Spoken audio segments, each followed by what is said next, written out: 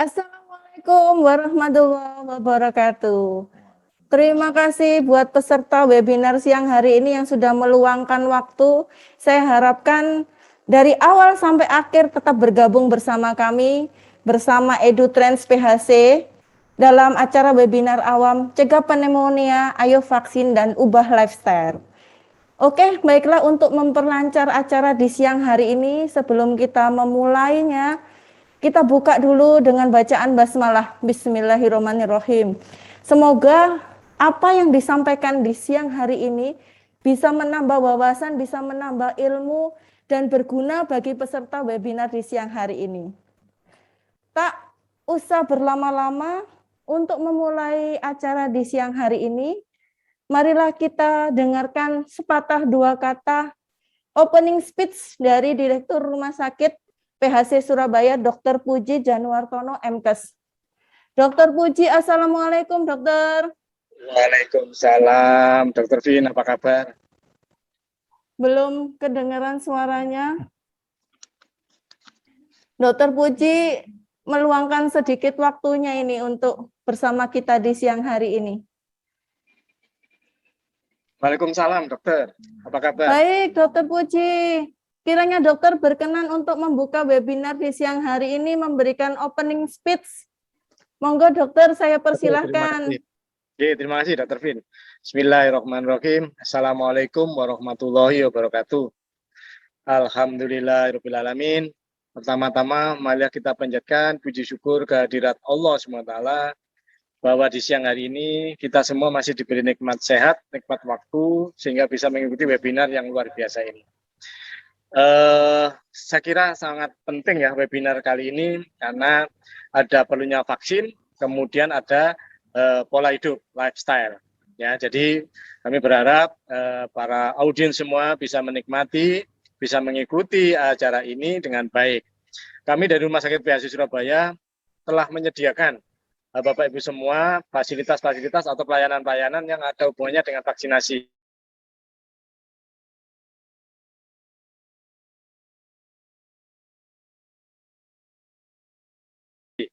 Vaksin melengkapi, menyempurnakannya sehingga vaksin yang dibutuhkan baik dari anak-anak sampai dengan usia tua kami tersedia. Jadi kami mempunyai layanan yaitu vaksin center. Tak lupa terima kasih buat narasumber Dr. Cipto, kemudian buat sponsor Pfizer dan teman-teman EduTrends yang luar biasa mengemas acara ini. Mudah-mudahan Allah Ta'ala mempermudah langkah kita dan meridhoi setiap apa yang kita kerjakan. Terima kasih, selamat berwebinar. Dengan ucapan Alhamdulillah, saya akhiri. Wassalamualaikum warahmatullahi wabarakatuh. Waalaikumsalam warahmatullahi wabarakatuh. Terima kasih Dr. Puji untuk waktunya, untuk opening speech-nya. Baik, peserta webinar di siang hari ini, untuk mendapatkan informasi terkini dan terupdate, follow akun YouTube dan Instagram di YouTube EduTrends RSPHC Surabaya atau follow Instagram @edutrends dan @RSPHC Surabaya. Di situ akan banyak informasi terkini, promo-promo terkini yang sangat berguna bagi peserta webinar di siang hari ini. Kepoin Instagramnya, follow akunnya, dan dapatkan informasinya. Berikut salah satu layanan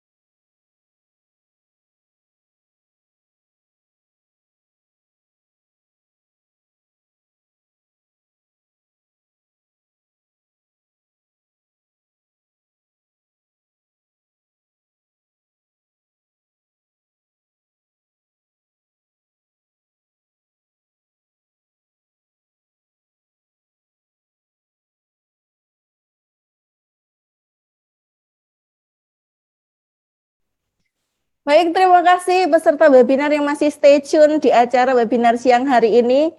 Tak usah berlama-lama, marilah kita menyimak semua ulasan ilmu yang akan diberikan oleh speaker kita, Dr. Cipto, spesialis paru. Sebelumnya, izinkan saya untuk membacakan kurikulum vitae beliau. Dr. Cipto Wibowo, spesialis paru, lahir di Merauke 30 Mei. Sudah bekerja di Rumah Sakit PHC sejak 2010 sampai sekarang, jadi sudah lebih dari 10 tahun. Lulus dari kedokteran Universitas Udayana di tahun 98 dan mengambil spesialis pulmonologi trainer program fakulti di Universitas Erlangga di 2009. Sekarang menjadi Head of PPI ya, Komite dari Pengendalian Infeksi. Tak usah berlama-lama, kebetulan Dr. Ciptonya sudah berada di samping saya.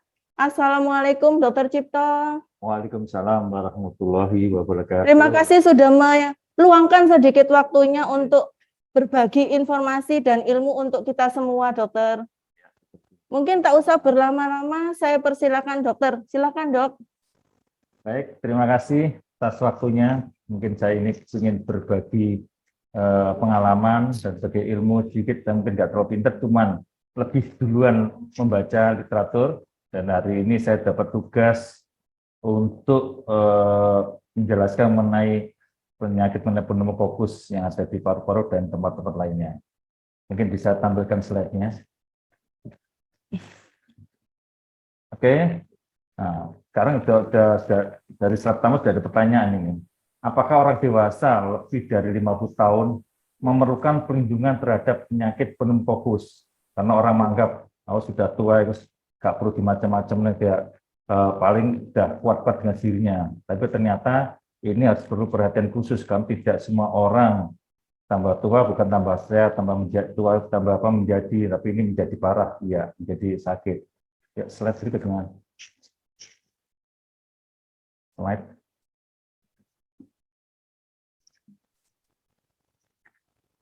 Jadi kita kenalkan dulu yang hari ini sampai setengah 20 menit ke depan saya akan menjelaskan tentang mengenai apa itu penyakit pneumokokus. Jadi yang kedua adalah mungkinkah kita bisa terserang penyakit pneumokokus. Kemudian apa-apa aja yang mengakibatkan penyakit pneumokokus bisa terjadi. Kemudian apakah ada cara untuk mencegah penyakit pneumokokus? Ya, Streptococcus pneumoniae adalah suatu nama penyakit yang ada ahli dan melabeli atau menamakan Streptococcus pneumococus, yaitu suatu bakteri penyebab penyakit pneumokokus. Ya, penyebab utama infeksi paru-paru atau pneumonia, bisa juga terjadi penyebab infeksi di darah atau bakteremia, dan infeksi selaput pembungkus otak atau meningitis. Nah, bakteri tipe tertentu biasanya ada yang tidak mempan dengan antibiotik. Ini harus diwaspadai. Kalau ada sejawat keluarga kita, orang tua kita yang sakit, tidak segampang orang bayangkan kalau dibom antibiotik pasti dia akan selesai masalahnya. Jadi ada perlakuan khusus yang kita harus hati-hati menyebabkan kuman ini jadi mempan dengan antibiotik. Kemudian kuman ini sebenarnya menetap di dalam hidung dan kerongkongan serta dapat menyebabkan penyakit. Jadi kuman ini tangkruannya di hidung dan kerongkongan. Jadi hal biasa, orang normal pun kuman ini ada. Ini akan kita bahas berikutnya kenapa bisa jadi masalah. Ya, slide. Nah, ini apa saja penyakit pneumokokus. Jadi penyakit pneumokokus ada yang invasif dan ada yang non-invasif. Yang non-invasif yang tadi jelas tadi, dia tidak kemana-mana, dia nongkrong di daerah hidung dan sebagian ke paru-paru. Jadi invasif itu bisa sudah masuk ke dalam darah atau kelenjar, dia beredar ke seluruh tubuh sampai ke otak, namanya meningitis, kalau dalam darah namanya bakteremia. Slide. Oke, slide selanjutnya. Nah, sekarang apa sih tanda-tanda dan gejala pneumonia? Yang sebelum ini selalu yang dipersalahkan pneumonia adalah virus coronavirus 19. Padahal ada penyebab lain yang menyebabkan pneumonia. Dan gejalanya pun hampir mirip. Perlu diketahui pneumonia adalah penyakit yang disebabkan virus yang kita kenal COVID. Yang kedua bisa antara bakteri. Ketiga bisa jamur atau penyakit-penyakit lain. Untuk kali ini, hari ini saya akan bahas tentang mengenai Karakteria atau pneumokokus tadi. Jadi gejalanya hampir mirip semua pneumonia, yaitu batuk, dahak, biasanya ada berubah warna, biasanya kehijauan atau kuningan, dan kadang juga muncul bercak darah. Tidak menutup kemungkinan pasien ini juga ada keluhan demam, berkeringat dan menggigil. Jadi demamnya bukan demam biasa, dan jauh berat dia akan terasakan menggigil ini. Kemudian, kalau sudah berat lagi, karena di dalam saluran pernapasan atau di paru-paru terdapat lendir menyebabkan dia sesak nafas. Jadi nafasnya pendek dan cepat. Kalau pneumonia tadi menyentuh atau menyenggol dinding dada atau saraf di kosta atau dinding dada, dia akan nyeri dada yang tajam, terutama untuk saat-saat batuk. Dan kemudian yang sering adalah pasien ini hilang nafsu makan, tenaga berkurang, dan sangat lelah. Karena oksigenasi yang kurang optimal, biasanya dia akan terjadi oksigen ke otak kurang, jadi pasiennya akan bingung. Slide. Nah, mungkinkah saya terkena penyakit pneumokokus? Ini pertanyaan yang menarik yang perlu kita ketahui. Slide. Pneumokokus ini penularnya harus kita ketahui bahwa menular lewat bersin, batuk, dan berbicara. Jadi ada percikan itu di udara, selama ini udara selalu ada kuman-kuman ini. Jadi makanya di saat-saat ini harus hati-hati, tidak COVID saja, tapi infeksi-infeksi lain yang menyebabkan kita terjadi penyakit infeksi. Jangan lupa pneumokokus ini ditemukan secara normal, jadi pada daerah hidung dan kerongkongan. Biasanya teman-teman atau kawan-kawan yang ada di sini pasti menanyakan kapan sih kuman ini bisa hilang, COVID kapan bisa hilang. Nah, karena COVID, pneumonia, pneumokokus ini ciptaan dari yang di atas, Allah menciptakan ini selalu ada, dan harap penyakit ini tidak ada. Nah, gimana cara ngelolanya? Nah, ini salah satu bahasan yang sangat menarik hari ini. Slide. Nah, apa saja meningkatkan risiko seseorang terkena penyakit pneumokokus? Jadi ada faktor usia, faktor dari individu, ada faktor lingkungan, dan faktor kebiasaan. Jadi ini akan mudah terjadi risiko tinggi biasanya pada anak kurang dari 2 tahun atau usia yang lebih dari 65 tahun. Kemudian yang risiko-risiko adalah penyakit bawaan, misalkan penyakit jantung, penyakit paru kronik, diabetes mellitus, dan penyakit yang lain. Kemudian yang high risk lagi ada pasien-pasien yang HIV yang sekarang ini mulai marak di Indonesia. Kemudian gagal ginjal kronik, sindrom nefrotik, kanker, transplant organ, dan penyakit autoimun. Nah, kemudian ada faktor lingkungan yang menyebabkan pasien mudah terinfeksi oleh pneumokokus, yaitu infeksi pernapasan akibat virus, contohnya influenza, tinggal di daerah panti-panti jompo. Kemudian faktor kebiasaan yang merokok yang susah untuk di stop untuk saat ini, karena rokok sudah sangat nikmat katanya orang-orang pemakai. Jadi hati-hati orang-orang ini yang mudah terjadi terinfeksi pneumokokus. Kemudian penyalahgunaan alkohol dan penggunaan opioid. Slide. Mengapa orang lanjut usia lebih berisiko? Nah, ini pertanyaan yang menarik. Karena semakin tua, pasti imun atau jatah hidup kita akan semakin menurun, kualitas imun kita juga akan menurun, maka otomatis fungsi imunitas kita juga akan menurun. Kemudian tambah tua, biasanya pasti ada penyakit penyerta yang sangat banyak. Diabetes mellitus, terus kolesterol, asam urat, hipertensi, dan lain-lainnya. Right.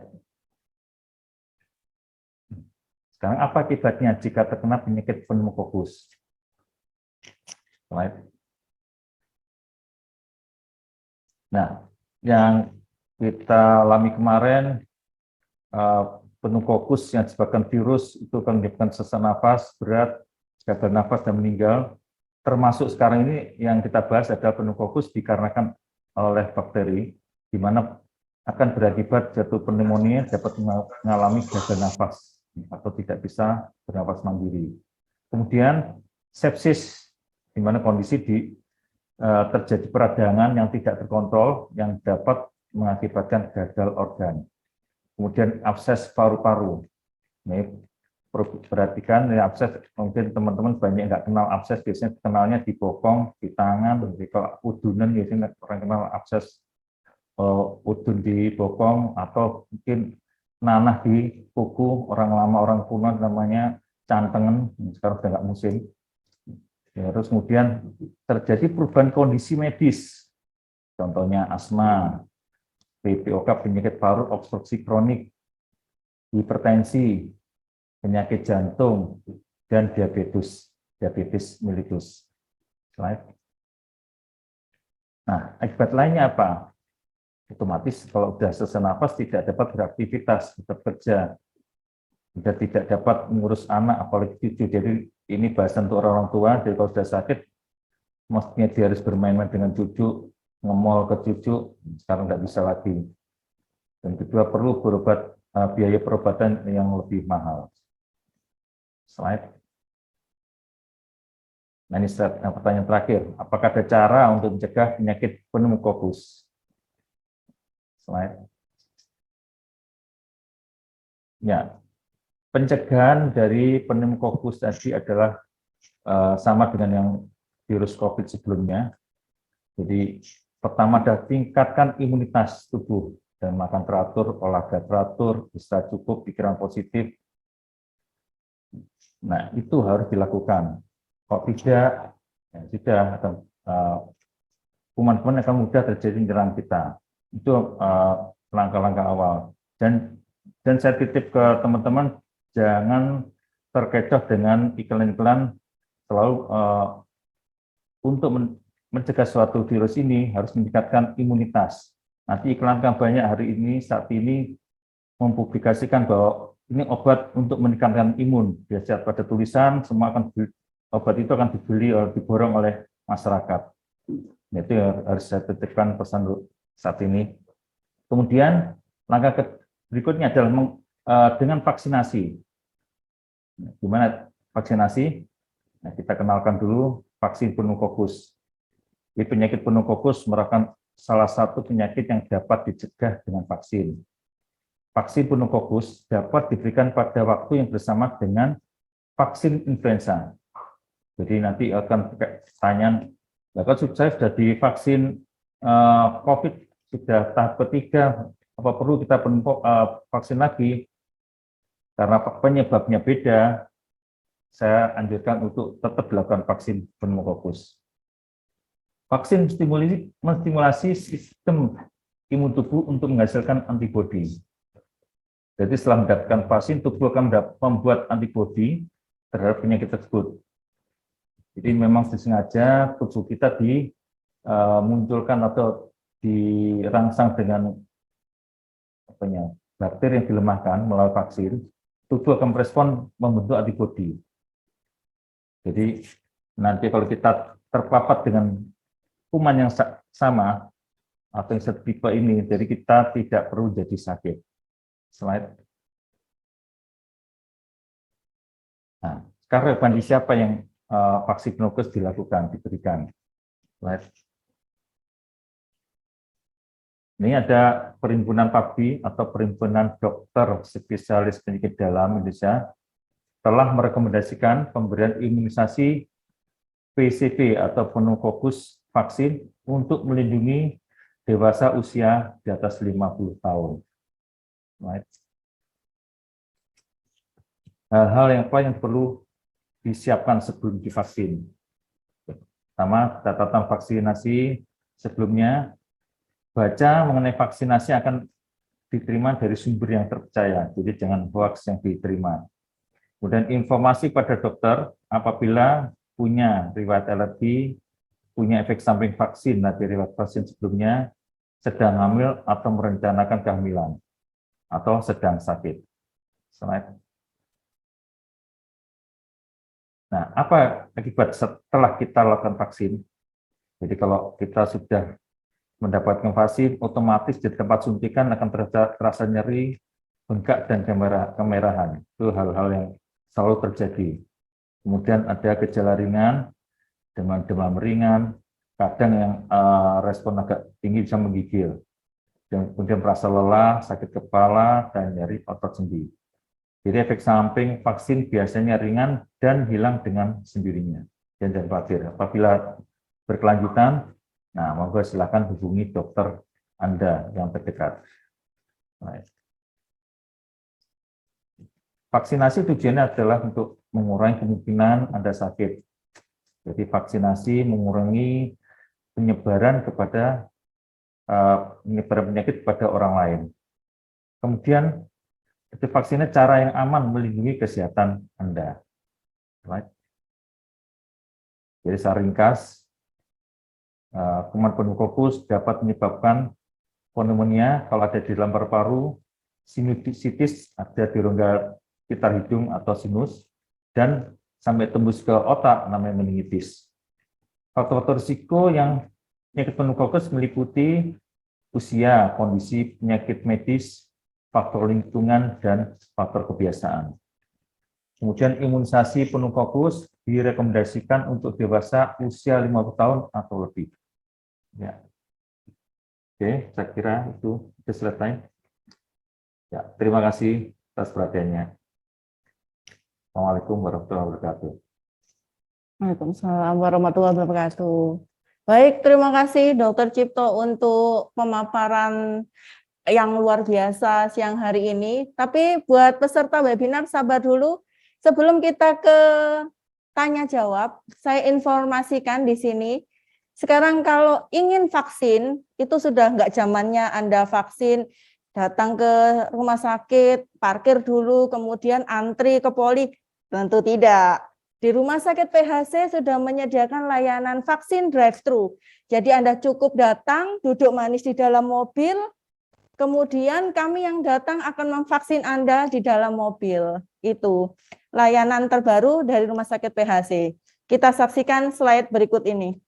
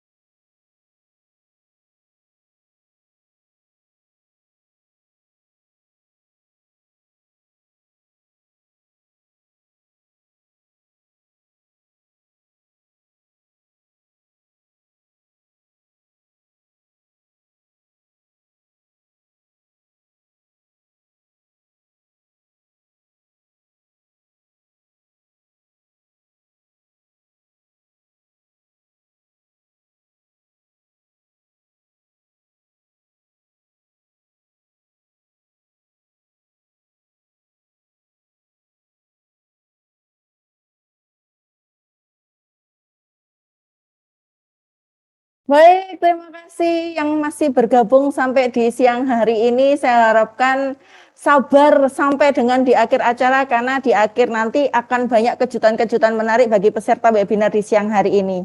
Oke, saya buka untuk sesi tanya jawab di siang ini. 2 pertanyaan dulu, bisa raise hand atau menuliskan pertanyaan di kolom chat.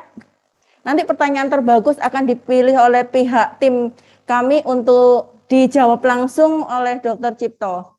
Apakah ada pertanyaan? Oke, ada satu. Selamat siang, saya Alek Rianto dari Magetan, izin bertanya. Apa yang membedakan pneumonia pada anak dengan orang dewasa? Apakah gejalanya sama? Yang kedua, bagaimana cara mendeteksi bahwa pasien sudah sembuh dari pneumonia, Dok? Terima kasih. Monggo silakan Dr. Cipto, mungkin bisa langsung dijawab. Oke, terima kasih. Untuk masalah pneumonia anak dan dewasa, apakah ada bedanya? Nah, tentunya karena ini pneumonia adalah akibat dari infeksi masuk dalam paru-paru dan paru-paru merespon dengan cara mengeluarkan cairan.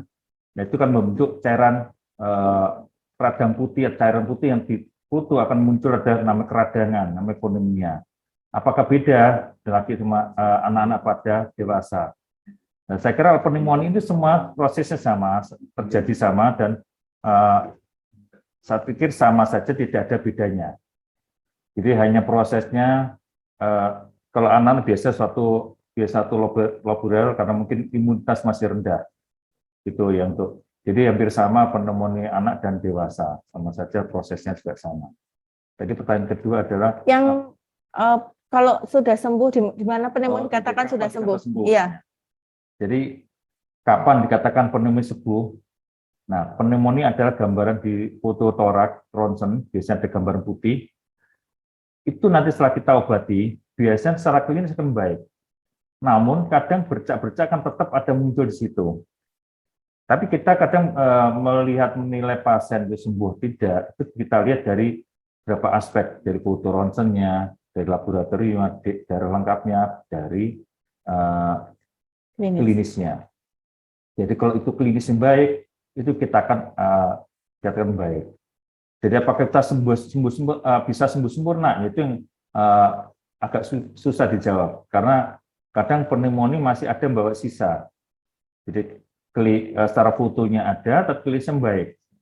Jadi kadang fotonya itu lebih buruk, tapi klinisnya pasien tidak sesek, batuknya sudah tidak warna berubah, tidak ada keluhan panas, itu kita katakan sudah baik. Jadi pneumonia kita katakan sembuh kalau kita pakai panduan beberapa faktor, dari klinis iya, ronsen iya, dan faktor aktivitasnya kalau dia sudah baik, kita akan baik. Gitu. Ya. Baik. Jadi dengan kata lain tidak ada perbedaan dewasa dan anak-anak, namanya pneumonia ya sama ya dok. Yang membedakan itu berat tidaknya. Kalau anak-anak lebih ke jatuh ke berat itu ada karena imunitasnya masih rendah. Gitu. Mungkin itu ya Pak Alex dari Magetan. Mungkin ada lagi, syukur-syukur ada yang resen ini. Baik, ini pertanyaan kedua. Waduh kok nggak ada namanya ya? Oh ada. Selamat siang Dr. Cipto dan Dr. Vin. Selamat siang. Saya Rahma dari Surabaya, izin bertanya. Apakah jika kita sudah terserang pneumokokus lalu sembuh, apakah masih berisiko terserang kembali, dok? Bagaimana cara pencegahannya? Apa cukup dengan vaksin saja? Mungkin di satu-satu dulu ya, dok, karena panjang-panjang ini.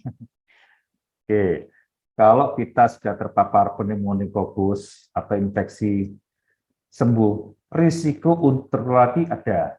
Nah, kapan kita bisa tertular lagi? Kalau tadi faktor imunitas kita turun, dengan cara pola makan nggak teratur, kebiasaan mulai kembali yang dulu lagi, perokok, peminum, nah itu akan menyebabkan dia akan mulai kondisi lemah, mudah tertular infeksi. Yang perlu diketahui bahwa kuman pneumokokus itu selalu ada di muka bumi. Yang tadi sebutkan slide sebelumnya adalah di situ dia menongkrong atau cangkruan di sekitar hidung, dan saat kita lemah, itu virus bakteri tadi sudah menunggu kapan-kapan kita kondisi lemah, nah dia akan menyusup ke dalam paru-paru kita. Nah itu akan muncul pneumokokus, pneumonia. Nah gimana cara mencegah? Salah satunya adalah vaksinasi tadi. Yang kedua, cegahlah dengan cara imun kita tingkatkan, dengan cara olahraga dan makan teratur. Ya, bukan makan obat-obatan yang katanya dapat meningkatkan imun. Hati-hati, itu terjebak yang nanti kalau kita sudah banyak obat-obatan, justru kita dapat efek samping dari efek samping obat tadi. Ya, pertanyaan kedua tadi selanjutnya. Mungkin itu ya dok ya, selain merubah lifestyle juga sanitasi lingkungannya juga harus diperbaiki ya dok ya. Nah, itu yang supaya nggak terserang kembali. Ya, harapan gitu. Teman kadang orang kita kondisi semakin terpuruk, dunianya sanitasi sudah sudah terabaikan lagi, nanti sanitasi agak susah. Ya harapan kita itu bisa membaik. Iya, untuk pertanyaan yang kedua, minta tolong ditampilkan. Bagaimana proses penyembuhan dan pengobatan dengan pasien anak yang terserang HIV/AIDS lalu terkena pneumonia sampai terkena meningitis, Dok? Mana yang lebih diutamakan? Maksudnya yang lebih diutamakan itu kalau terserang pneumonia, HIV, pneumonia apa meningitis ya? Atau ketiganya? Gitu. Oke, ya ini kayak telur sama ayam, jadi mana duluan diobatin. Nah ini tidak ada pilihan lain. Itu kalau semua penyakit yang disebutkan tadi, HIV itu sudah mendekati imunitas tubuh. Kemudian meningitis itu sudah tempat-tempat yang paling fatal.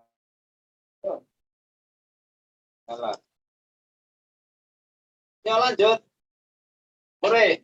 50 mati, 50 hidup, 50 yang meninggal. Itu rawan. Nah, penyembuhan ini itu biasanya akibatnya imun turun. Salah satu penyebab disebutkan tadi HIV. Nah, otomatis yang ngobati itu tiga-tiga harus bersamaan, serentak. Nggak bisa kita pilih satu-satu. Misalkan ada kondisi pasien pneumonia atau kemudian TBC, ada diabetes mellitus. Apa mengobati TBC dulu, baru nunggu, atau pneumonia baru diabetes mellitus, atau diabetes mellitus dulu baru TBC, ya semacam itu dua-duanya tidak bisa dipilah satu-satu, harus bersama-sama. Biasanya kita kolaborasi dengan ahli ke dalam untuk mengatasi. Kalau meningitis, otomatis kita harus dokter saraf yang bantu merawat pasien. Jadi nggak bisa satu-satu, dia bersamaan. Itu ya, Dokter Rahma kalau tadi nggak salah. Atau dengan kata lain tuh Dok ya, misalnya kalau dia sudah terserang HIV/AIDS, ya usahakan imunitasnya jangan turun supaya tidak terkena pneumonia dan meningitisnya, gitu kan ya Dok? Itu nanti nangani HIV/AIDS ada imunisasi khusus ya di Polyvisity. Ya, atau UPP di Dr. Stomo itu nanti nangani HIV sambil kita tangani pneumonia. Dipertahankan ICD-nya biar tinggi supaya nggak terkena yang lain ya Dok. Iya, betul. Mungkin pertanyaan yang ketiga, vaksin untuk pneumonia amankah untuk anak dan lansia yang mempunyai penyakit penyerta, Dok? Ya, jadi vaksin atau bedakan untuk anak-anak sendiri, untuk lansia sendiri. Yang untuk saat ini kita bahas vaksin untuk yang usia di atas 65 tahun atau lansia. 50 tahun ke atas. Ya. Jadi untuk anak-anak nanti ada porsi sendiri, nanti dokter anak yang menentukan. Terus gimana kalau ada komorbid lain? Biasanya vaksin yang kita berikan, karena vaksin berikan pasti punya komplikasi. Nah, komorbid tadi yang perparah kondisi komplikasi. Apakah masih tidak harus kita berikan karena orang tua pasti ada banyak komorbid. Nah, tentunya komorbidnya harus kendalikan dulu. Jadi misalnya hipertensi dia harus stabil dulu. Diabetes mellitus juga harus stabil dulu. Kalau nanti ada vaksinasi, otomatis ada gangguan dari luar yang menyebabkan nanti fluktuatif dan gangguan diabetes mellitusnya, hipertensinya. Tentunya kalau sudah stabil, untuk itu vaksin bisa dilakukan. Gitu ya. Mudah-mudahan terjawab. Oke, mungkin agak share sedikit ya Dok. Kalau orang tua saya itu kan komorbid juga. Saya vaksin pneumonia pada saat terkonfirm COVID, itu pun gejalanya nggak jatuh yang keberat. Ya, setidaknya itu proteksi ya Dok ya. Ya. Jadi Pak, meskipun vaksin tugasnya itu payung, pelindung. Pelindung, Nah, betul. Bukan berarti harus kasih payung pasti nggak basah, nggak hujan, nggak basah. Bukan berarti 100% nggak bahaya, pasti ada efek sampingnya ya Dok. Tapi setidaknya ada proteksinya. Untuk yang pertanyaan terakhir, lalu bagaimana tips untuk orang tua supaya tidak panik jika ada keluhan seperti anak rewel begitu Dok? Maksudnya untuk orang tuanya kalau anaknya kena pneumonia gitu ya. Ya, jadi maksudnya mungkin parponi tadi sesak nafas, panas, mulai rewel, ya, panik gimana? Ya, otomatis kalau misalnya tidak panik ya, kita untuk orang tua misalnya di rumah tengah malam masih nggak panik, kita berikan obat-obat simptomatis dulu. Jadi otomatis saya yakin kalau pasien-pasien di anak-anak di rumah tidak langsung sakit, langsung berat, tidak, dia pasti ada proses. Nah, di saat-saat yang misalkan orang pneumonia sering panas badan, nyeri sendi, cukup diberikan dengan simptomatik, contohnya paracetamol. Mungkin di situ paracetamol sudah bisa mengobati panasnya, bisa mengobati nyerinya. Jadi obat-obat lain tambahkan mungkin sportif terapi atau multivitamin. Jadi untuk mengatasi sementara ibu yang ada di rumah biar ketakutan dengan kondisi pneumonia ini, ya berikan obat sementara simptomatis sambil besok baru dari dokter yang buka atau dokter anak yang praktek. Itu ya maksudnya itu pertanyaannya. Baik. Mungkin itu ya Dok, masukan next untuk tim EduTrans mungkin besok-besok dokter anak untuk yang bahas pneumonia yang khusus anak ya Dok ya. Ya. Baik. Oke, untuk pertanyaan selanjutnya saya pingin peserta webinar ini lebih atraktif lagi. Tolong kalau ada yang ingin berinteraksi langsung dengan Dr. Cipto, open mic, raise hand. Kita akan buka pertanyaan.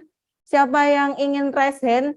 Jadi biar saya sama Dr. Cipto ini ngerasa kita nggak ngomong sendiri gitu loh. Biar ada interaksi dua arah sama teman-teman sekalian yang masih gabung di siang hari ini nggak ngantuk. Ada yang raise hand? Raise hand dong. Buka kameranya, tampakkan wajah yang menggemaskan di siang ini. Saya kan juga kepingin tahu peserta webinar di siang ini. Siapa ya? Raise hand dong. Belum ada raise hand. Kalau gitu saya bacakan pertanyaan sambil menunggu raise hand ya. Mungkin masih malu-malu web ini pesertanya, Dok. Masih malu-malu kucing. Saya baca pertanyaan selanjutnya ya. Dari Pak Arianto Nugroho di Boyolali.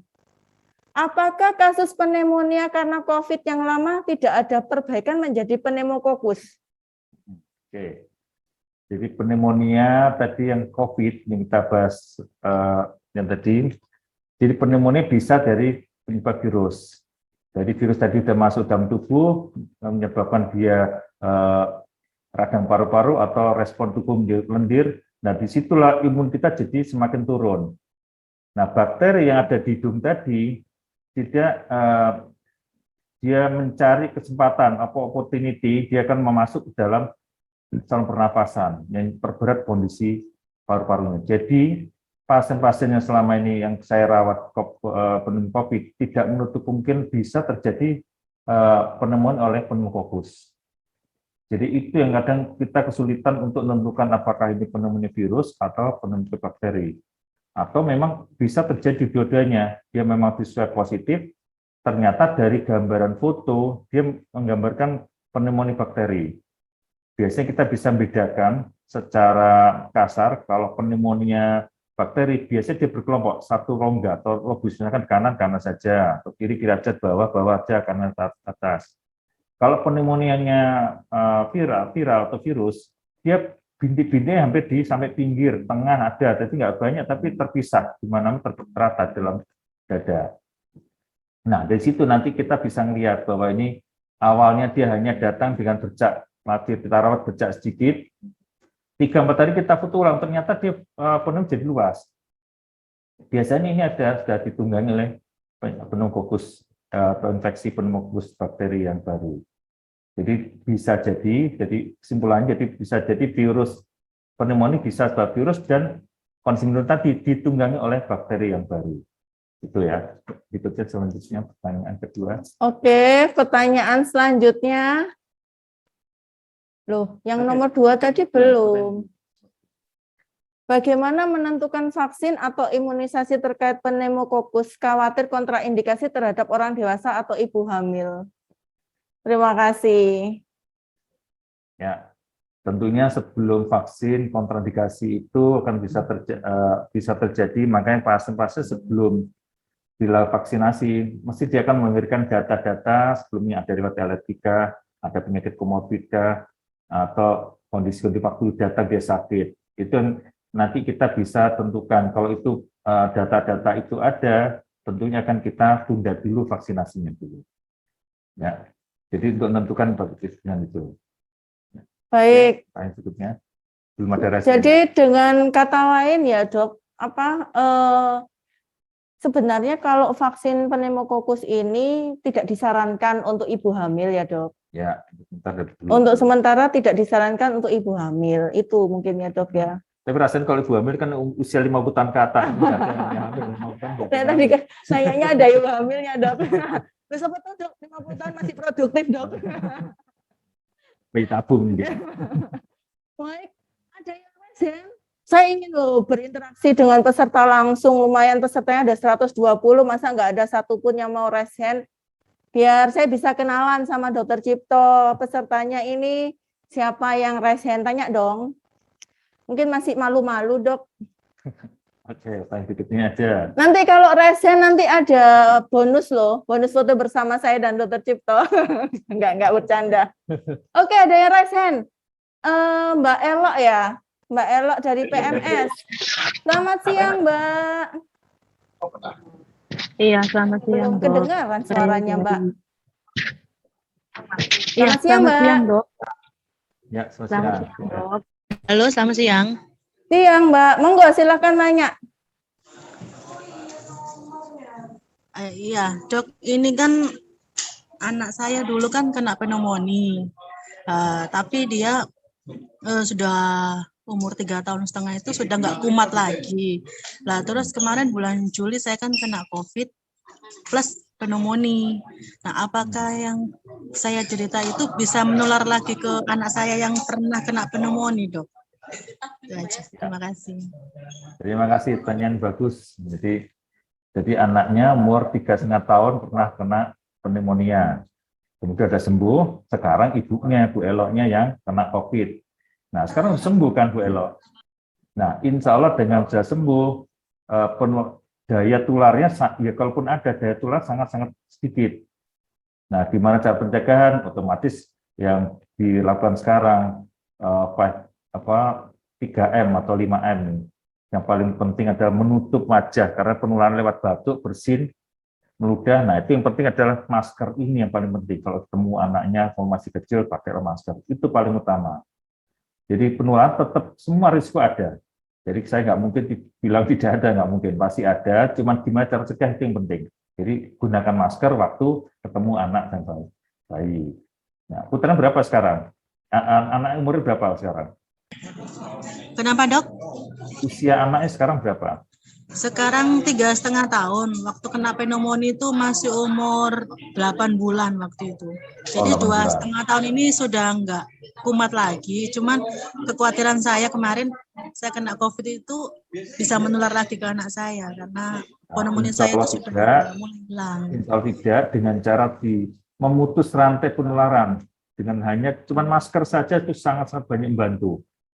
Kemudian putranya jadi meskipun di rumah gendong tetap pakai masker ya, Dok? Ini menularkan batuk dan bersin. Misalkan Ibu Elok yakin tidak batuk dan bersin pun tidak masalah. Jadi kalau jangan batuk jangan lupa, dan depannya si bayinya, si anaknya, biasanya berupa ada tamu batuk bersin di depannya bayinya, itu saja terjadi. Nah, ini sekarang sudah batuk Ibu Elok. Itu yang menunjukkan nada dirinya Bu Elok. Ya, nanti penting batuknya ya Bu, batuknya tolong diobati, cari penyebab batuknya.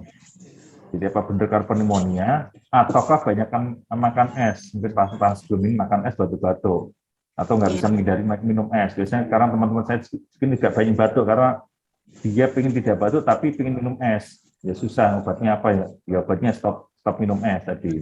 Ya, itu belok. Terima kasih penataannya, bagus sekali. Baik, mungkin tambahan juga buat Bu Elok ya, Dokter. Kalau pulang kerja dilepas semua yang dari luar langsung masuk kamar mandi baru boleh pegang anaknya kali ya, Dok. Ya, lebih safe lagi. Lebih safety itu mungkin. Oke, ada pertanyaan selanjutnya? Mungkin yang terakhir ya nih ya, pertanyaannya. Belum.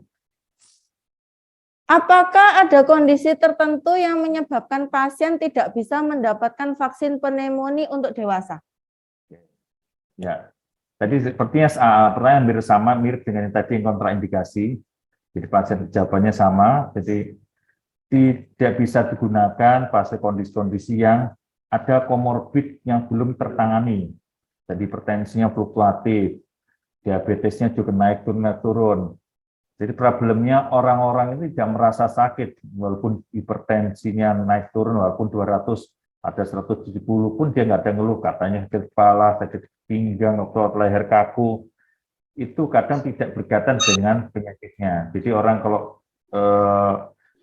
kelainan-kelainan fluktuatif itu harus hati-hati, harus kontrol ke dokter ahlinya.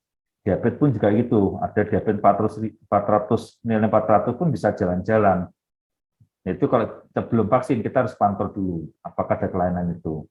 Kalau memang ada kelainan, harus kita tunda dulu sampai kondisi stabil baru kita berikan vaksinasi. Itu aja yang bisa saya sampaikan. Oke, Dok, ini ada titipan pertanyaan sebenarnya, Dok. Ya. Kalau vaksin pneumonia itu kan memang disarankan di atas 50 tahun ya, Dok. Ya. Tapi ada yang minta usia produktif, Dok, misalnya 30-an, 40-an, itu sebenarnya boleh nggak, Dok, divaksin? Kalau menurut saya ini boleh. Problemnya karena kondisi masih 30, di bawah 40 tahun, kondisi masih fit. Jadi, apa namanya? Agak useless. Tidak boleh banyak eman-eman sayang. Iya, Dok. Tapi memang ada orang sakit ketakutan kondisi itu boleh-boleh saja. Jadi nanti Pfizer akan mungkin menyampaikan kualitas bahan itu selain di atas 5 ton, apakah bisa untuk ini. Jadi nanti di kesempatan lain nanti bisa disampaikan. Jadi tidak ada masalah ya, Dok, sebenarnya. Cuman memang paling recommended di atas 50 tahun karena mulai ada penurunan imunitas tersebut ya, Dok. Baru kita berikan payung vaksinasi. Baik, mungkin ada yang ingin bertanya lagi? Banyak, Dok. Ini antusias banget loh, Dok. Jadi pertanyaannya banyak banget. Pasien itu. Apakah ada yang resen lagi? Kita interaksi langsung biar kayaknya saya sama Dokter Cipto nggak ngomong sendiri gitu loh, nggak ngomong sama kamera. Boleh lah ya resen, kita kenalan dikit gitu loh. Ada yang resen, Bapak Ibu? Ini di siang yang mendung, hujan rintik-rintik begini, tanya lah, biar nggak ngantuk. Ada yang bertanya? Oh, tidak ada, belum ada. Berarti saya aja yang boleh bertanya, Dok. Oh, ada satu ini namanya Mbak Umi Harika. Mana nih? Bolehkah saya melihat? Aduh, cantik sekali loh. Silakan Mbak Umi Harika, dari mana? Perkenalan diri, nanyanya apa? Silakan. Serikat AS. Unmute, suaranya belum di ini. Belum muncul. Ya. Sip, loh. Oke. Iya, sudah ya. Ampun. Sudah? Apa? Iya. Ya, saya mau tanya dokter, sekarang kan udah ada vaksin pneumonia untuk anak ya di bawah 2 tahun ya.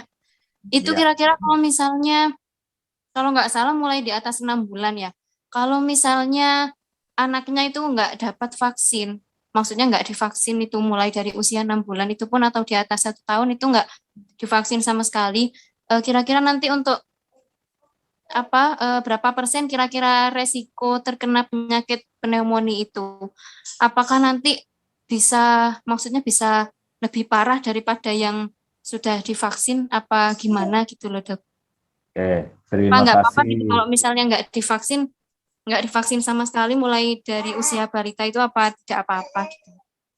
Ya, terima kasih Bu Umi. Memang ada pendapat orang kadang kalau vaksin takut nanti justru resikonya akan terjadi tinggi, nanti akan tambah parah, muncullah penyakit yang lain-lain. Atau bilang katanya autoimun, nah, ketakutan bisa gitu. Sebenarnya enggak juga. Itu hanya ketakutan saat dan ada berita hoax menyampaikan itu. Saya sering dengar juga gitu. Nah, kalau divaksin nanti menyebabkan si bayi akan gelisah atau gampang muncul penyakit tertentu. Iya, nah, benar. Ini pertanyaannya adalah gimana kalau tidak terjadi vaksin tadi kan di saat bayi. Nanti ke depannya dewasa gimana, apakah jadi lebih parah? Iya. Jadi vaksin ini kan tugasnya adalah memberikan kuman. Kita sengaja memberikan kuman supaya muncul antibodi atau tentara tubuh dalam tubuh kita. Contoh kita aja ibaratnya sekarang kalau damai, sentosa, tidak ada maling, tidak ada rampok, di saat ada rampok sedikit dia nggak siap. Jadi ibarat kalau kita sudah vaksin, kita sengaja melemparkan maling atau rampok di dalam perumahan tadi. Nah, otomatis orang sekitar itu, RW-nya situ akan membentuk tim keamanan, siskamplingnya supaya lebih kuat. Nah, sama juga tubuh kita sengaja dimasukkan itu supaya tubuh kita akan membentuk, menyiapkan tentara tubuh di garda-garda ke depan supaya bisa mengantisipasi. Nah, yang tanyakan tadi, apakah nanti kalau nggak divaksin pasti akan jadi lebih sakit, lebih berat. Nah, kalau lihat ibarat tadi, mungkin iya, karena dari sebelum nggak ada terjadi apa-apa, kalau ada kejadian itu akan lebih berat dibanding orang yang pernah divaksin. Kalau orang pernah divaksin, otomatis tubuh sudah menyiapkan tentara atau security-nya dia di situ. Jadi setiap ada teroris, kita akan menyiapkan Densus 88. Setiap ada narkoba, kita sudah siap BNN. Jadi kalau ada narkoba sudah semua siap. Ada copet, ada Satpol PP, terus kita akan berkegiatan. Kalau tidak ada itu keamanan kita, ya otomatis kalau ada pengganggu kita nggak siap. Itu maksud Ibu ini. Ya mudah-mudahan terjawab. Mungkin ada yang belum pas, bisa tanyakan Bu Umi. Kalau misalnya dari itu kan bisa dimulainya dari usia 6 bulan ke atas ya Dok. Kalau misalnya dari usia 6 bulan ke atas itu belum dapat, tapi anaknya sudah usia 1 tahun atau 2 tahun ke atas itu apa masih bisa menerima vaksin itu dan vaksin pneumonia? Oh, pneumonia. Bisa. Nanti ada produk-produk khusus yang ada usia-usia berapa dari ring tertentu dia bisa untuk divaksinkan ke umur itu. Ya, jadi sebenarnya saya bahaskan di atas 50 tahun ke atas. Tapi ada untuk yang vaksin untuk anak-anak ada. Iya, vaksin untuk anak-anak. Sudah disampaikan mungkin. Ya, anak-anak sudah belum. Kalau belum nanti mungkin dari sudah sampaikan. Pernah dari EduTrans mengedukasi tentang vaksinasi untuk minggu lalu ya. Bisa buka lagi nggak nanti minggu lalu dibaca? Di YouTube. Di YouTube. Nah, silakan nanti buka di YouTube EduTrans tentang vaksinasi untuk anak-anak. Jadi misal kelewatan waktu kemarin belum vaksin karena umurnya sudah setahun, boleh nggak divaksin berikutnya? Itu kan maksud pertanyaannya. Iya. Insya Allah bisa. Ya, jadi ada informasi memang di atas 2 tahun ya. 1 tahun bisa 2 kali. Ya, nanti informasi nanti silakan di YouTube ya, YouTube di EduTrans. Ya, oke Bu Umi, terima kasih pertanyaannya. Ada yang belum puas, monggo silakan tanyakan. Mumpung belum ada yang nanya ini. Oke, terima kasih banyak Bu Umi. Iya, terima kasih. Jadi paling enggak itu ini ya Dok, setelah vaksin tuh tubuh sudah mengenali. Jadi kalaupun nanti dapat virusnya, kita sudah punya tameng gitu ya Dok ya. Oke, ada satu lagi Dok yang resen. Senang saya kalau banyak yang resen ini. Saya berasa nggak ngomong sendiri. Oke, ini dengan Serafin juga kelihatan. Mbak Serafin ya. Iya Dok. Oke, silakan Mbak. Dari mana? Ya. Saya Tias Dok dari Surabaya. Oke. Ya. Mau tanya Dok, ini case-nya untuk bapak saya. Jadi makanya tadi saya tanyakan itu karena bapak saya usianya sekarang tahun ini 67. Dia juga udah ada penyakit darah tinggi sama diabetes. Nah, ini juga kemarin kebetulan awal tahun lalu itu dia juga kena COVID. Nah, tapi puji Tuhan juga sekarang sudah sembuh. Jadi sekarang udah penyintas gitu ya Dok ya. Nah, ini kemudian kan untuk masalah vaksin pneumonia terutama untuk yang usia lanjut ini kan menarik ini Dok. Nah, yang saya tanyakan kalau kondisinya seperti itu apakah masih bisa menerima vaksin pneumonia ini ya Dok ya? Gitu. Atau memang harus seperti yang dokter tadi sampaikan ditunggu dulu sampai semuanya stabil, nggak ada apa-apa, tapi tetap bisa menerima atau bagaimana ya Dok ya? Karena kan sudah ada penyakit penyertanya. Terima kasih. Terima kasih banyak pertanyaannya. Ini pertanyaan yang bagus Bu Tias. Gini Bu Tias, jadi vaksin tadi adalah mengenalkan tubuh kita terhadap penyakit luar. Tapi catatannya kita mengenalkan kondisi tubuh harus siap. Tadi ada diabetes mellitus, hipertensi. Yang saya katakan tadi harus stabilkan dulu itu yang hipertensinya harus stabil, diabetesnya harus stabil. setelah kondisi fisiknya bagus, laboratorium bagus, biasanya ahli penyakit dalam merekomendasikan bisa dilakukan vaksin. Karena apa? Karena orang ini rentan sekali terhadap infeksi pneumokokus, di mana kuman ini selalu nongkrong di sekitar hidung. Nah, kalau kita lemah, virus bakteri sudah ancang-ancang dia nunggu saat kapan dia harus nyerang. Kalau dia masih kuat, dia nggak berani turun ke dalam bawah atau ke dalam darah karena kita kuat. Jadi Ibu Tias nggak usah takut kalau kondisi nanti Bapak stabil, infeksi komorbid lain stabil, mudah-mudahan bisa dilakukan vaksin pneumokokus tadi. Itu Bu Tias, ada yang kurang pas tadi. Jadi intinya bisa digunakan. Ya, berarti harus Oke. konsultasi dulu kalau misalnya kira-kira sudah semuanya beres, boleh vaksin ya dok ya. Betul. Nah, kalau penyakit dalam, jadi layak apa tidaknya, stabil apa tidaknya, beliau yang tahu. Nanti beliau kan tahu mantau tiap harinya, catatan medis harian, mingguan, bulanan sudah tahu. Di situ nanti bisa direkomendasikan layak untuk vaksin atau tidak. Oke, Bu Tias. Terima kasih dok. Terima kasih banyak Bu Tias atas pertanyaannya. Ada lagi satu. Jadi memang sebenarnya sangat disarankan, tapi tergantung dari rekomendasi dokter penyakit dalamnya. Jadi begitu aman, semua stabil, langsung cus vaksin untuk proteksi, untuk payungnya tadi ya dok. Iya. Oke, ada satu lagi yang resen. Saya seneng banget dok kalau banyak yang resen. Ini siapa? Fauzi. Mohon maaf, ini laki atau perempuan ya? Oh, Mas Fauzi. Belum di Unmute. Selamat siang. Selamat siang. Bisa dengar suara saya? Bisa tapi kecil Mas, agak gedean dikit dong. Gimana ya? Halo. Halo, sudah terdengarkah suara Oh, saya? sudah sih. Oke. Baik, Mas Fauzi dari mana? Saya dari Surabaya. Oke. Yang ingin saya tanyakan, yang pertama, apakah orang yang sudah pernah kena pneumonia di usia remaja perlukah vaksin di usia saat ini, di usia 30 atau 40-an? Kalau tadi yang dikatakan dokter bahwa tidak perlu karena useless ya. Terus apakah nantinya untuk anak-anak yang kalau sudah punya anak itu akan menularkan pneumonia-nya, yang kedua? Terus yang ketiga, apakah vaksin pneumonia ini sudah diwajibkan oleh pemerintah atau belum? Itu aja. Terima kasih. Ya. Oke, pertanyaan pertama tadi, kalau kecil tadi kena pneumonia, nanti usia-usia 30 tahun, apakah perlu untuk vaksinasi?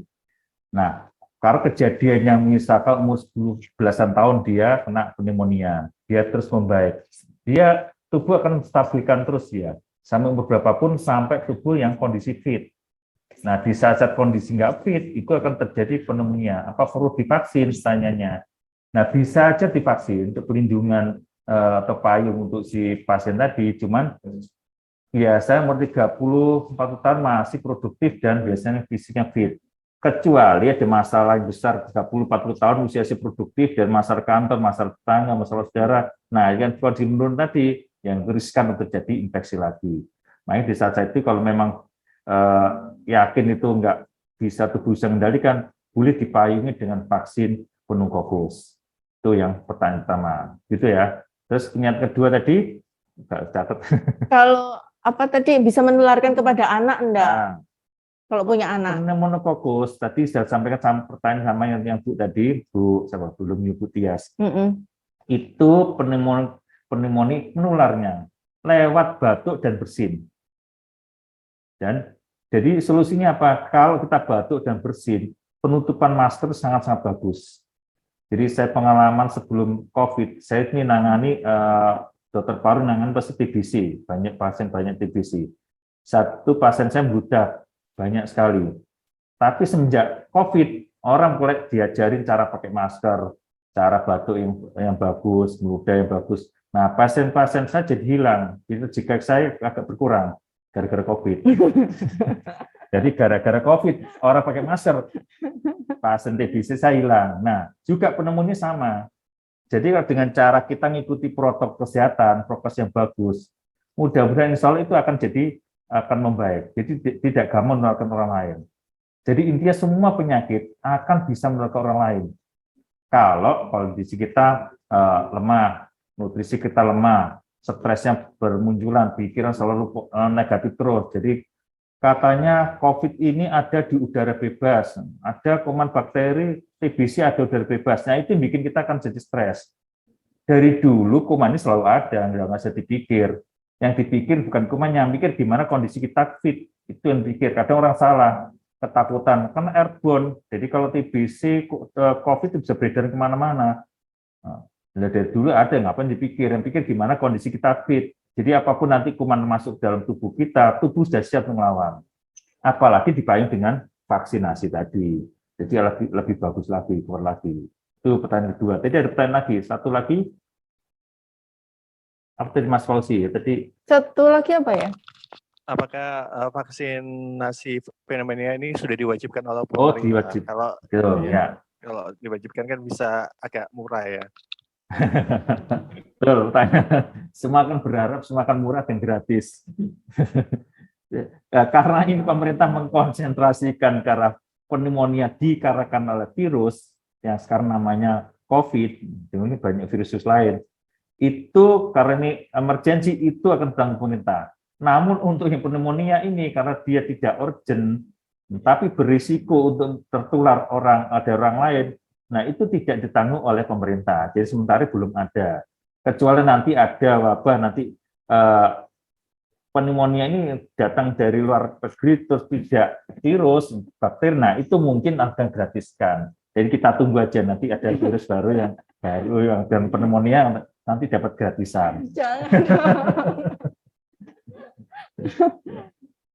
Oke, ya gitu ya. Mungkin Mas itu ya. Alsi, terima kasih pertanyaan bagus. Nah, Terima kasih. juga itu bagus. Nanti bangkrut pemerintahnya, bandarnya rugi. Tapi ya jangan ada wabah lagi, Dok. COVID ini sudah mulai turun aja sudah alhamdulillah. Sudah luar biasa sekali loh sampai siang ini antusiasme dari peserta, raise hand, pertanyaan di kolom chat luar biasa sekali, Dok. Seru sekali untuk siang ini. Terima kasih, mungkin karena keterbatasan waktu ya, Dok. Terima kasih sekali, Dok, sudah menyampaikan ulasan yang seru. Jangan kapok-kapok ya, Dok. Nanti kita akan ngobrol-ngobrol sharing lagi di acara webinar selanjutnya. Amin. Insya Allah bisa. Oke. Baik, Dokter, terima kasih. Saya persilakan untuk melanjutkan lagi. Baik, peserta webinar, tolong jangan leave dulu, karena setelah ini kita akan bermain kuis dengan hadiah voucher OVO. 3 orang pemenang dengan masing-masing Rp100.000.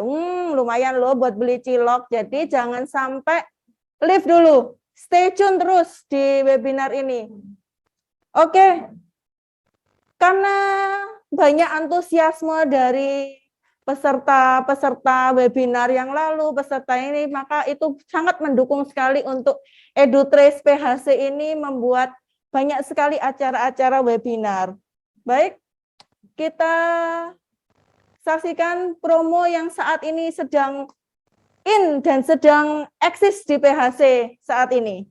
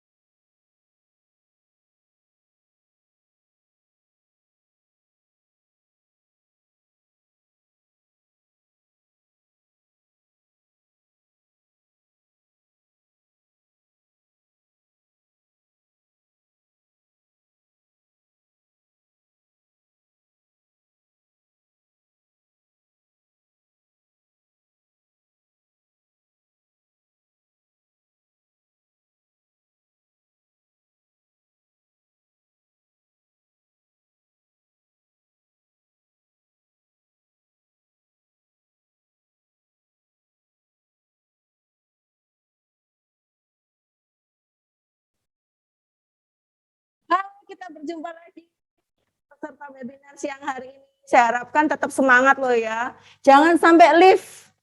Kita belum selesai karena saat ini kita akan bermain kuis untuk dapat voucher OVO 3 orang pemenang masing-masing 100.000 rupiah. Lumayan loh buat beli cilok, buat jajan bakso lumayan. Oke, jangan lupa saya ingatkan lagi untuk peserta webinar akan ada link evaluasi di kolom chat. Saya minta tolong untuk diisi itu sebagai masukan kami untuk memperbaiki diri, untuk membuat acara-acara yang lebih bermakna seperti sekarang ini. Saya minta masukan dari peserta webinar di siang hari ini. Oke, kita akan bermain kuis. Untuk ininya bisa ditampilkan linknya, diisi dengan format nama dan nomor HP. Jangan lupa nomor HP-nya yang eksis, yang aktif, karena nanti voucher OVO-nya akan dikirim ke nomor HP peserta yang menang. Dan jangan lupa setelah menang, konfirmasi ke panitia paling enggak 2 kali 24 jam. Sudah kayak hasil swab PCR aja berlakunya ini 2 kali 24 jam. Karena kalau lebih dari 2 kali 24 jam berarti voucher OVO-nya buat saya kalau nggak ada yang itu. Nggak ada yang mengakui. Oke, di mana linknya? Nah, ini dia. Jangan lupa nama underscore nomor HP. Dibuka di joinmyquiz.com/pro dengan kode gamenya 502991. Ayo, saya tunggu dengan sabar peserta untuk join quizzes. Lumayan loh ini voucher OVO-nya. 100.000 untuk 3 orang pemenang. Ayo, sudah ada yang join ini. Mana lagi yang join? Sudah mulai banyak. Ayo join. Kita akan merebutkan voucher OVO. Lumayan. Nanti kalau yang menang jangan lupa traktir saya ya. Pakai ojek online. Sudah mulai banyak orangnya. 10. Lagi dong, pesertanya tadi saya lihat ratusan loh. Lumayan loh ini. Buat jajan manja di mendung-mendung seperti ini ya, pengen yang anget-anget, pengen yang seger-seger. Nggak usah keluarin duit, pakai hadiah dari EduTrace ini, voucher OVO 100.000, lumayan banget ini. Buat beli cilok anget-anget, buat beli bakso, berdua sama pasangan, lebih uhui gitu. Udah 25, ayo lagi. Join myquiz.com/pro, jangan lupa nama underscore nomor HP. Oke, 2 menit lagi. Nama underscore nomor HP loh ya, jangan namanya aja. Nanti kalau namanya aja dikirim kemana? Nanti saya kasih nomor HP saya loh tuh kalau yang namanya aja lumayan masuk di saya berarti. Nama underscore nomor HP guys. Saya lihat itu kok masih ada yang nama doang. Nama underscore nomor HP. Kalau nggak ada nomor HP-nya tak ganti nomor HP-ku biarin. Sudah berapa? Sudah 40 sekian. Ada 45 orang yang memperebutkan voucher OVO. Lumayan loh, nggak banyak loh ininya, saingannya. Oke, 1 menit lagi. Saya hitung mundur ya. 10, 9, 8, 7, 6, 5, 4, 3, 2, 1. Silakan dikerjakan kuisnya. Mulai. Yang semangat ya guys, biar dapat voucher OVO.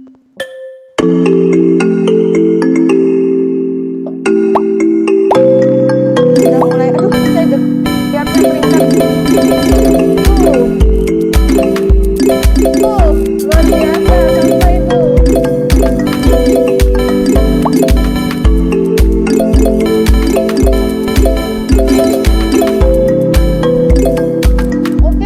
Persaingannya ketat sekali ini persaingannya. Persaingan skornya ketat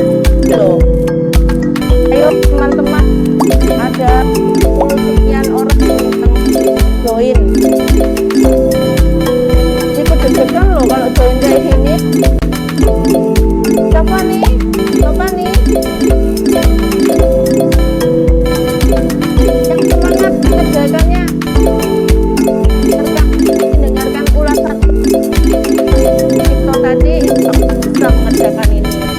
Gampang lah ya. Oke, nomor 1 nih, apa nih?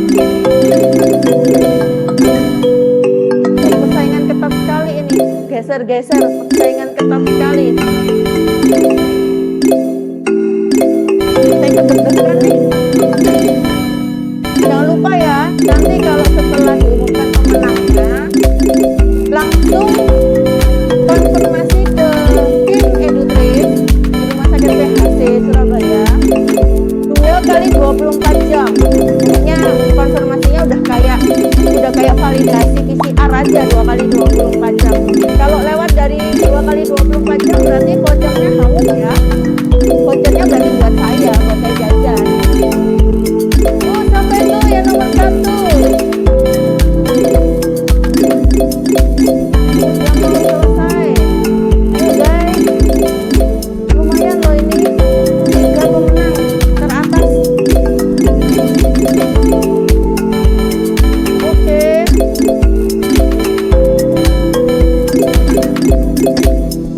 Jangan lupa ya teman-teman. Nanti di link di kolom chat ada link untuk evaluasi. Jangan lupa untuk diisi ya. Karena itu juga untuk pembelajaran kami untuk memperbaiki diri. Kita nggak akan pernah bisa bagus kalau nggak ada masukan dari teman-teman sekalian. Wow, kita sudah ada pemenangnya. Ada 3 orang pemenang. Oh belum. Saya ya tahu dulu ya. Jangan lupa ya guys, konfirmasinya 2x24 jam ya. Oke. Sudah. 5, 4, 3, 2, 1. Ya, kita dapatkan pemenangnya adalah. Oke, pemenangnya adalah nomor 1. Ada Mbak Fitri di 081 sekian-sekian, dan kedua ada Mbak Nadia Laras di 087 sekian-sekian, dan nomor 3 ada, aduh ini sebenarnya Dokter Adel ya, Mbak Adel 0878 sekian-sekian-sekian. Selamat kepada 3 orang pemenang, Mbak Fitri, Mbak Nadia, dan Mbak Adel. Ditunggu konfirmasinya untuk kirim voucher OVO-nya. Harap menghubungi nomor yang tertera di layar ya. Dicatat dulu nomornya, maksimal 2x24 jam. Udah kayak validasi PCR aja pokoknya. Lewat dari 2x24 jam, vouchernya buat saya. Oke, terima kasih semuanya. Terima kasih udah bergabung sampai di siang hari ini. Terima kasih sekali. Makan tahu di rumah Mbak Moy. See you next time. Nggak nyambung ya. Dadah.